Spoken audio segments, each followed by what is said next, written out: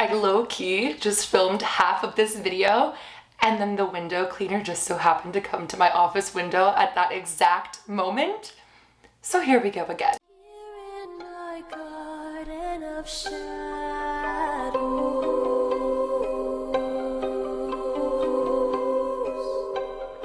Hi my angels, it's Hailey Reese and welcome back to my YouTube channel. I am so grateful that you are here and I hope that you are having an absolutely magical morning, afternoon, or night, whatever it is for you when this video finally reaches you. If it was magical, it's about to get a whole lot creepier. I apologize for that. But today we are diving into yet another terrifying true Ouija board experience. I don't know how long it's been since we've done one of these, but low-key, when I read this one, I had chills all over my body and I was like, we need to dive into this. I need to hear their opinions. Now, if you've been on my channel for a while, you would know my opinion on Ouija boards. I don't think that Ouija boards are inherently evil in and of themselves, but I do think that they are not a toy and that if the rules are not abided by and if people don't take it seriously, things can turn dark very quickly. I do know people who use Ouija boards and they've had phenomenal experiences.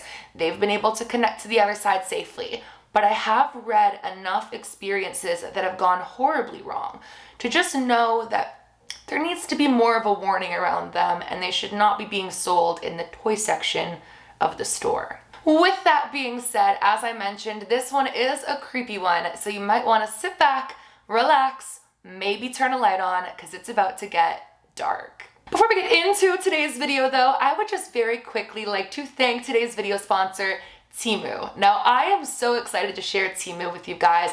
I swear Temu has absolutely anything and everything that you could desire or that you don't even know that you want at such great prices. Honestly, I discovered Temu when I moved here because we started looking online for affordable like home storage stuff and decor and whatnot. And that was when Tyler stumbled across Temu. So I'm so excited to be partnering with Temu for today's video. Temu has so many categories, affordable prices, and amazing coupons with a site-wide sale and savings up to 90% off. And Temu has free shipping and free returns for up to 90 days, which I think is incredible. I got such an interesting variety of things from Temu, but I'm gonna share some of my absolute favorites with you guys. The very first being this cup.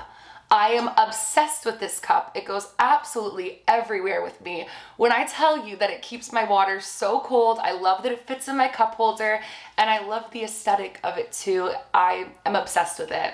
I'll do a nice close-up of them because it's kind of hard for you guys to see, but I also got these gorgeous rings, and when I tell you, for the price of these rings, you would never believe me if I told you it and you were looking at them up close. They are gorgeous. I get so many compliments on them. I also got some like office equipment, memory cards, things that I need for editing and whatnot. And I got this little perfect eggie maker. And it does, it makes perfect little eggs. I love it. I also got the cutest harnesses for the doggies, which are an amazing price. And I got a camera that I haven't tried yet, but I seriously can't wait to keep an eye on those too. And a knife sharpener, which is amazing and has made such a difference. I honestly love what I got from Temu and I can't wait to shop on Temu more, and I truly think that you guys will love it as well. I will have a link at the very top of my description for you to download the Temu app through my link, and I will also have a code for you in the description box as well.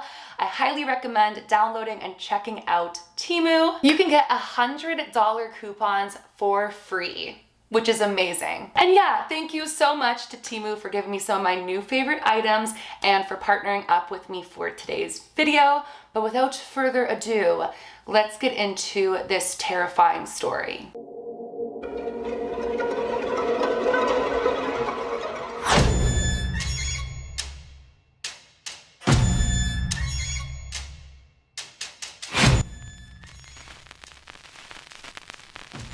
Okay, so the girls involved in this story wanted to remain anonymous, so the names have been changed for that sake. But the story begins with a 25-year-old girl named Aubrey.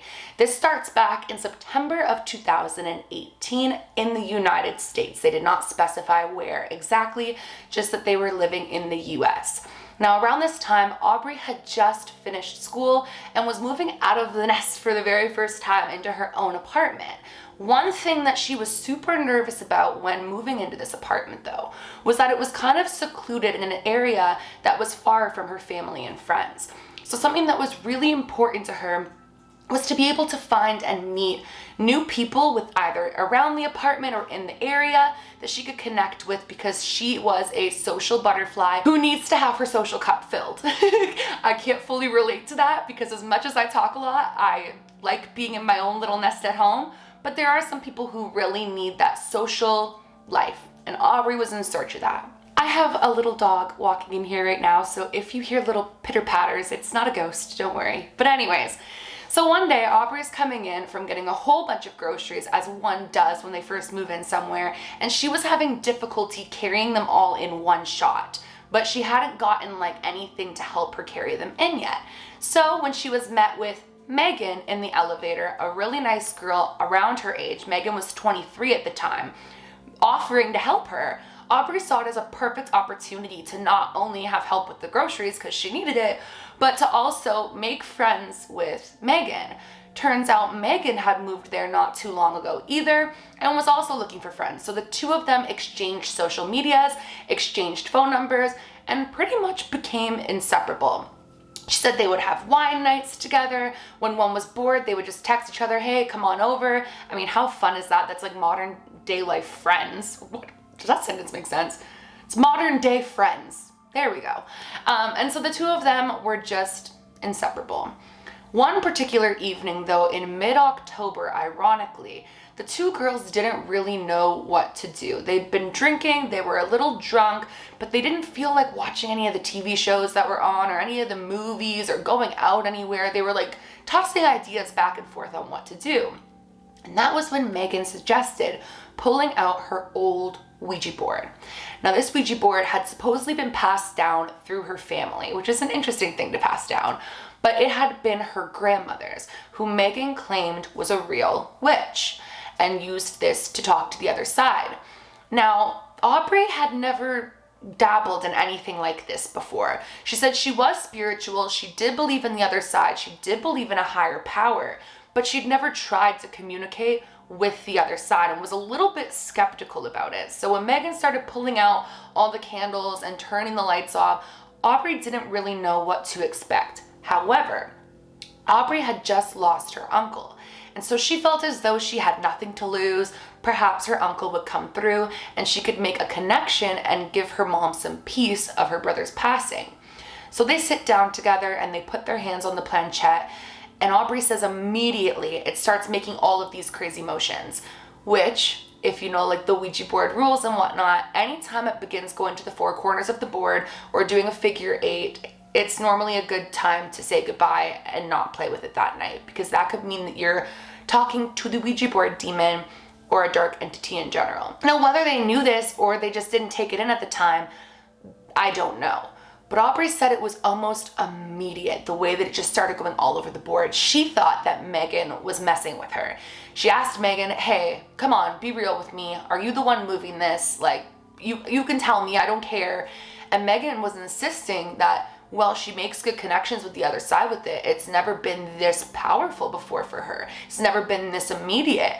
So she's telling Aubrey that her uncle must really want to talk with her, and Aubrey begins getting excited about this experience. And so, talk with her uncle she did. She continues playing with the Ouija board with Megan, and it's saying, yes, I'm your uncle, and saying, oh, you know, I'm at peace.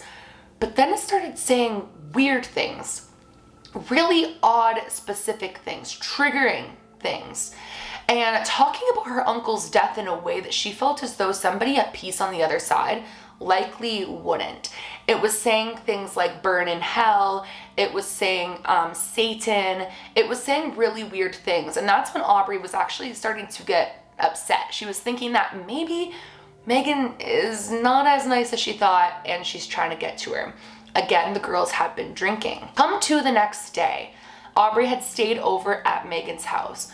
When she woke up the next day, she had very little recollection of ever closing out the Ouija board. She said she felt as though it was a fog. But again, the girls had been drinking, so she just assumed that she drank too much and that was why. She begins to ask Megan, you know, hey, how did the rest of our night go? I think I blacked out. Everything's a blur. And that's when Megan looks at her extremely concerned and says, what do you mean you weren't messing with me? Like, what are you talking about? Megan proceeds to tell Aubrey that nearing the end of the session, she began speaking in what sounded like Latin and her eyes looked blank. She said that she was freaking out. She thought that Aubrey was messing with her. She didn't want to play with it anymore. And then the girls went to sleep. Aubrey asked, well, what happened afterwards?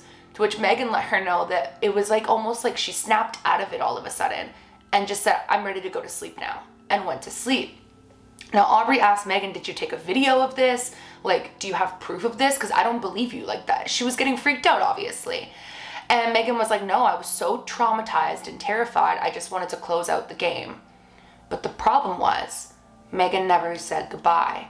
In the heat of the moment of being so scared of what Aubrey was doing, she had forgotten one of the key rules of the game. And that was that you must always say goodbye. So now, whatever they were talking to was able to escape the board. In the following days, Aubrey said that she was noticing just very strange things around her apartment. She was noticing that she would wake up to hearing almost like a growling sound in her apartment. She was noticing that she felt like she was being watched. She thought she was just paranoid from the experience that she'd had, but there was something that didn't feel quite right. But despite being terrified of the board and of everything that had transpired, every day that was going on, she felt the urge and the need to go back to the board. There was something about it that she needed to go back to that board. So one day, when she's over at Megan's house, Aubrey asks once again to play with the board. Aubrey said that once again, the board was doing its usual figure 8 all over the board type of shenanigans. But beyond that, this time she had a pretty good experience. There was no speaking in tongue, there was no terrifying moments, and she figured that maybe she just drank too much that night and was being ridiculous, and that was what had happened. Which again, you're not supposed to play with Ouija boards intoxicated, but that's a whole other thing. So Aubrey continues on to say that she felt a real connection to this board. For some reason, she felt like this may actually be her uncle, that maybe they were drunk and just being silly that night. And she asks Megan to borrow the Ouija board. She wanted to play it by herself, which again, is not something that you're supposed to do. Megan says, sure, I guess you can borrow the Ouija board. You can't keep it because it's my family Ouija board, but you're more than welcome to play with it. And Aubrey takes the Ouija board home that night. There, alone in her living room, Aubrey begins playing with the Ouija board. She says that it actually starts working and that she's shocked now, believing that this really is real because Megan wasn't there to manipulate it. Now it was just her and it was sure as heck moving. So she's sitting there playing with the Ouija board when all of a sudden she says she blacks out again. And this time she had not been drinking. She said she came to when she saw the most evil looking figure in her mind's eye snarl at her, I think was how she described it. And she came to immediately. That was when she realized hours of time had passed. She had been playing for hours, but had no knowledge of it. In her mind, she had just started the game, realized it was working, and the next thing she knew, she came to and she'd lost a significant amount of time. Creepier and creepier things started happening to Aubrey, but somehow it was like she just kept getting drawn into the game. She became obsessed with playing with this Ouija board, despite almost nearly every time losing time when she was playing with it. She would be playing with it, come to, and hours have passed. She began feeling like she was disassociating throughout the day. She would have chunks of her day that were missing within her mind, as if she'd never lived them. But when it got even creepier was one day Aubrey passed Megan in the hallway, and Megan tried to speak to her, and Aubrey supposedly acted as though she wasn't even present, that she wasn't there. Supposedly she stared at Megan, looked at her into her soul, turned slowly, and proceeded just to walk away, as if Megan wasn't there.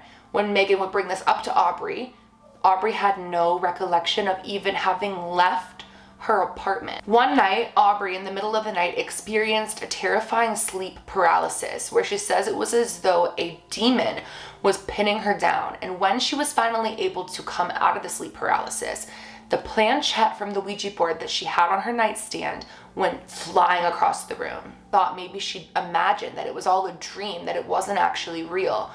But she would find 3 scratch marks down her chest when she would go to shower that morning. Ultimately, she started to realize that maybe something was up with this Ouija board and that it wasn't really that safe for her to be playing with.